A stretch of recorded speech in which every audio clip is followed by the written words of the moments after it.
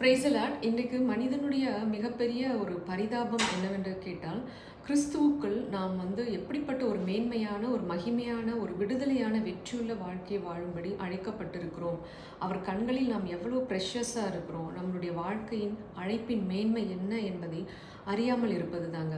ஏன்னா ஒரு பொருள், ஒரு கோல்டு வாங்குகிறோம் அப்படின்னா அதற்கு ஒரு மிகப்பெரிய விலை கொடுத்து வாங்குகிறோம். ஸோ அதனால் நம்ம மனசில் ஆழமாக பதிஞ்சிருக்கு. அதற்கு ஒரு ப்ரெஷியஸான ஒரு பொருள். அதை நம்ம ஒரு வீட்டில் ஒரு பத்திரமான இடத்துல நம்ம வச்சுருப்போம் இல்லைங்களா? அதே மாதிரி தான் மனிதனும் தனக்கு கொடுக்கப்பட்ட விலை என்ன என்பதை அறிந்து கொள்ளும் பொழுது நாம் எப்படிப்பட்ட ஒரு விலையேற பெற்ற வாழ்க்கை வாழும்படி அழைக்கப்பட்டிருக்கிறோம் என்பதை அறிந்து கொள்ள முடியும். ஏனெனில் 1 பேதுரு 2:9 சொல்லுது, நாம் அந்தகாரத்தில் இருந்து ஆச்சரியமான ஒளியினிடத்திற்கு அழைத்து வந்தவருடைய புண்ணியங்களை அறிவிக்கும்படி தெரிந்து கொள்ளப்பட்டவர்களாகவும் அவருடைய சொந்த ஜனமாகவும் பரிசுத்த ஜாதியாகவும் ராஜரீக ஆசாரிய கூட்டமாகவும் நாம் அழைக்கப்பட்டிருக்கிறோமா.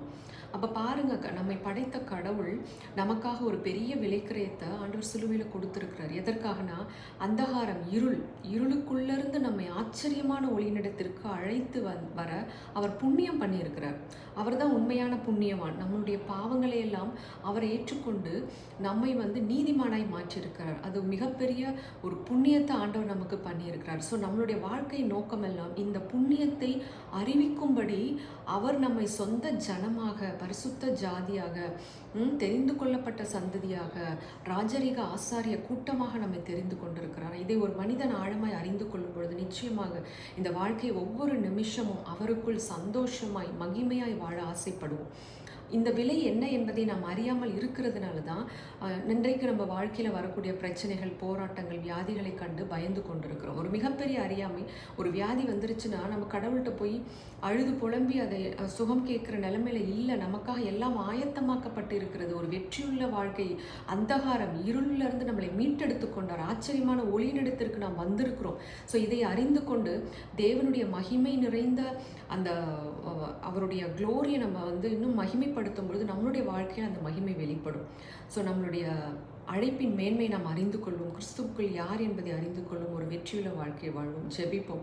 அன்புள்ள தகப்பனே, அப்பா எத்தனை நல்லவர், எங்களுக்காக எப்படிப்பட்ட ஒரு விலையை கொடுத்து எங்களை வாங்கி எங்களை ஒரு உன்னதமான அழைப்பில் வச்சுருக்கீங்களப்பா. இதை இன்றைக்கு ஒவ்வொரு பிள்ளைகளும் அறிந்து கொண்டு உம்மை மகிமைப்படுத்தி தங்களுடைய வாழ்க்கையில் அந்த மகிமையை வெளிப்படுத்தக்கூடிய கிருபையை கொடுங்க ஆண்டவரே. நாங்கள் அழுது புழம்ப அழைக்கப்படலை சுவாமி.